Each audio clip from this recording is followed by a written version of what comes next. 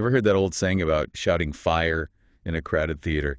It really gets you thinking, doesn't it? Yeah. About how free speech has changed over the years, especially here in America. Yeah, it's definitely not as simple as it seems. We're diving deep into that today. Hmm. From like old school pamphlets to those Yeah. online battles everyone's having these days. We've got court cases, legal stuff, and even some surprising history to uncover. What's interesting is we often lump it all together as just free speech, but Right. the First Amendment is more uh, nuanced than that. It's about five freedoms, actually: Yeah. religion, press, assembly, petitioning the government, and then, yeah, speech. 5. So it's way more than just saying whatever's on your mind, I guess. Exactly. And even with just speech itself, it's never been as simple as like saying whatever you want, whenever you want. Right. History is full of these gray areas. Oh, absolutely. And right from the get-go, there were questions about where to draw the line. Oh, really? Yeah, just 7 years after the First Amendment, Congress passed these Alien and Sedition Acts. Hmm. And those basically put limits on criticizing the government. So they were saying you've got free speech, but Yeah, pretty much. it makes you wonder what free speech really meant back then. That's the big question, isn't it? It's been debated for ages. And the idea of what's considered harmful speech has really shifted over time. Society's anxieties, big events, even who's on the court, it all plays a part. Like, take World War I and that Schenck v. United States case. Oh, right. The one with the activists and those pamphlets against the draft. That's the one. Schenck and the others, they got convicted. And this case is where the whole clear and present danger test came from. The court basically said during wartime, some speech can be limited, especially if it's, a clear danger to national security. So like a wartime changes things. The lines get blurry. Exactly. It's like that saying about shouting fire in a packed theater. Ah, I see. But did everyone get treated fairly with this flexibility during wartime? Well, that's where things get even more interesting. Look at Anita Whitney's case in 1927. It shows how this clear and present danger idea could be, well, applied in ways that might seem strange today. Anita Whitney. Yeah. She was the one fighting for racial equality and economic justice. Yes. And she ended up convicted under this broad bad tendency test. The state argued her speech, even though she wasn't calling for violence right then and there, could lead to bad things down the line. Wait, so supporting social justice was seen as dangerous? That doesn't really make sense now. It does highlight how free speech interpretations are tied to what's going on in society at the time. And get this, Justice Brandeis, in his dissent, argued that the answer to bad speech is more speech, not silencing it. That's powerful. Like sunlight's the best disinfectant, right? Exactly. But if we're talking historical twists, we got to mention Brandenburg v. Ohio, that 1969 case. Yes, the Ku Klux Klan leader. Right. His conviction for inflammatory speech got overturned. Really? That's surprising, given those earlier rulings we talked about. Yeah. It is. So the court defended a KKK leader's right to say hateful things. But before, they upheld convictions against people fighting for social justice. Seems contradictory. It shows how complex and, sometimes contradictory free speech rulings can be. Who's on the court, what's happening in society, how the speech itself is perceived, it all factors in. Defining free speech is like trying to nail jelly to a wall or something. Yeah. But where did the media, like newspapers and all that, fit into all this? The media are key. They spread information, shape how we talk about things. Right. And that's where the big New York Times v. Sullivan case from 1964 comes in. Oh, yeah. That one made it really hard for public figures to win those defamation lawsuits against news outlets. Exactly. The court knew the press needed some breathing room to do their job well. Yeah. Even false statements are protected unless it's proven there was actual malice, meaning the publisher knew it was false or just didn't care about the truth.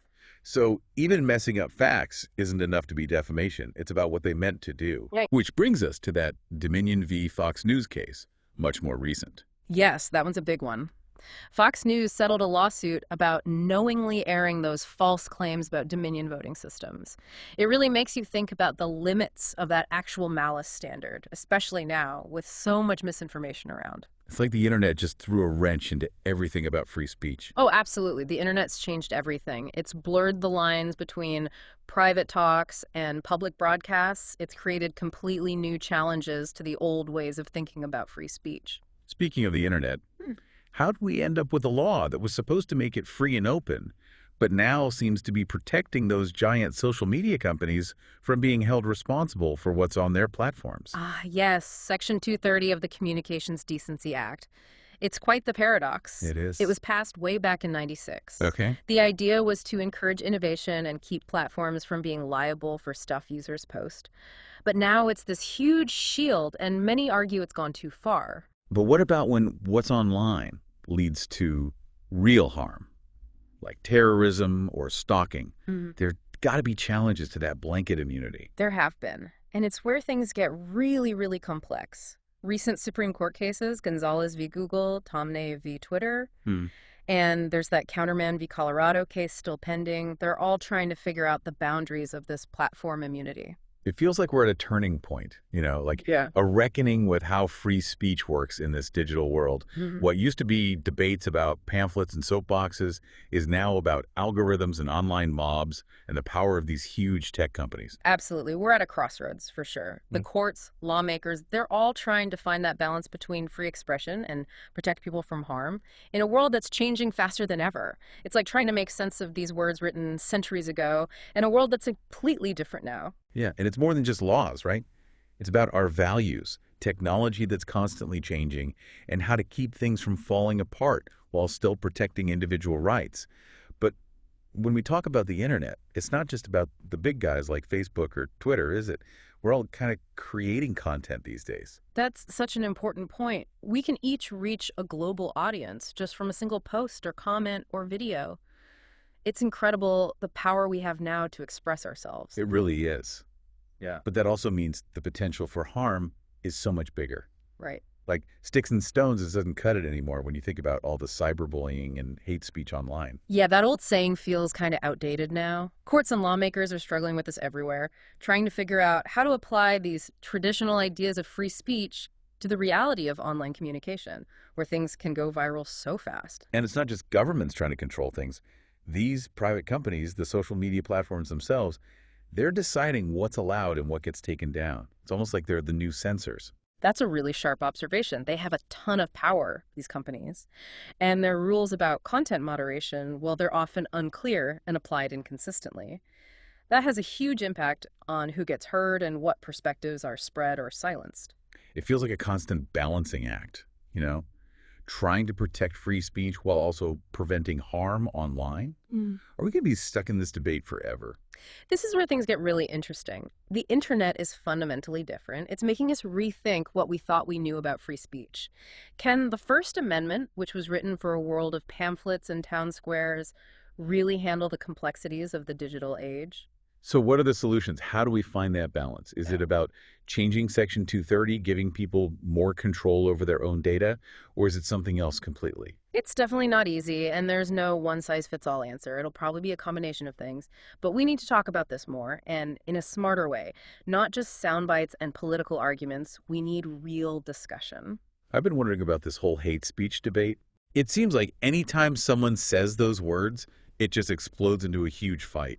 Is that even a useful term anymore? I think we need to be clear about what we mean. Hate speech gets thrown around a lot without a common understanding, and that can be dangerous. Because it can be used to silence people who disagree or shut down conversations that are uncomfortable. Exactly. Offensive speech, even hateful speech, is not always the same as speech that is a real and immediate threat. We have to be careful not to mix those up. So how do we tell the difference? Where's the line? That's the big question, and there's no simple answer. Context matters, intent matters, and the potential for real-world harm matters. We can't rely on simple labels. We need to look at the speech itself, what it means, and what impact it might have. That sounds like we need to be better at understanding media, thinking critically, and maybe having more empathy. Couldn't agree more.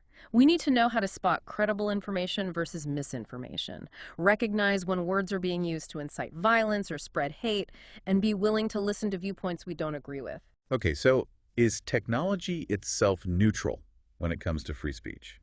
Or does it just make our existing biases and inequalities worse? That's a huge debate right now. Yeah, I can see that. Algorithms, they're designed to get us engaged and show us what we like, right?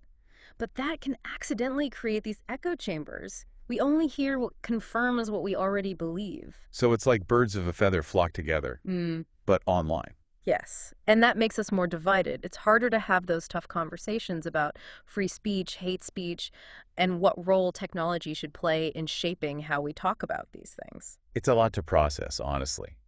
But can we, as individuals, do anything to promote responsible online speech? Are there concrete steps we can take? There are. First of all, think about how you act online. Pause before you post something. Consider the impact of your words and try to have respectful conversations. Like a digital version of think before you speak, but with even bigger consequences because it's online. Exactly. Also, be critical of what you see online. Check your sources, look for real evidence, and don't just believe shocking headlines or emotional posts. So we need to be more careful about what information we consume, not just passively taking it all in. Yes, and if you see misinformation or hateful stuff, don't just ignore it. Report it to the platform, speak up against it, or at least don't help spread it. Be active, not passive. Help create a better online environment. Exactly. Free speech isn't just a right, it's a responsibility. This has been a lot to take in. I have to admit, I'm walking away with more questions than answers now. It feels like we've peeled back the layers on something we thought we knew, but it's way more complicated underneath. That's a great way to put it. It means you're really thinking about the complexities here. And with free speech, there are rarely simple solutions. But the more we understand the challenges, the better we can handle them. I think it all comes down to this. What does freedom of speech actually mean in today's world? It's not just about saying anything you want, right? Absolutely not. I think it's about realizing that free speech isn't simply the absence of rules. It's about building a space where diverse voices can speak, ideas can be challenged, and knowledge can grow. So less about shouting into the void and more about having real conversations, even with people we disagree with, maybe especially with them. Exactly. Free speech is most valuable when it helps us understand, question our assumptions, and see things from different angles. Like that saying, I disagree with what you say, but I'll defend your right to say it. Hopefully it won't come to a life or death situation, though. Right. That's where empathy and critical thinking come in. It's about listening to different viewpoints, even or maybe especially the ones that make us a little uncomfortable. It sounds like a change in how we think, not just the laws. Realizing that words have power. They do. They can incite, inspire, or cause harm. And that's something we need to keep in mind, not just for laws and policies, but for how we act online, how we talk to each other, and how we see ourselves as responsible citizens in this digital age. You've hit the nail on the head. It's like we need a new set of rules for the internet, a kind of agreement about online behavior, something to guide us and make sure free speech is a good thing, not a harmful thing. That's a great way to think about it. And these conversations are happening right now in courts, in government, online, even in our own homes. The future of free speech depends on us talking about it, working through the difficult parts, and finding solutions that protect both individuals and society as a whole. So what now? What's the one thing our listeners can take away from all this to help them navigate this complicated world? The most important thing. Don't be afraid of the complexity. Ask the tough questions. Be willing to have those nuanced conversations even, or maybe especially, with people who see things differently. The future of free speech depends on all of us working together using wisdom, empathy, and a commitment to finding solutions that work for everyone. This deep dive has really opened my eyes. I have a whole new understanding of how complex free speech really is, and I feel a sense of responsibility to help shape its future. That's exactly what we hope for. When we're informed and engaged, we can make sure free speech stays a cornerstone of a just and fair society. Well, that wraps up our deep dive into the ever-changing world of free speech. We hope you keep exploring these ideas, have those important conversations, and be active in shaping what free speech looks like in our increasingly connected world. Thanks for listening.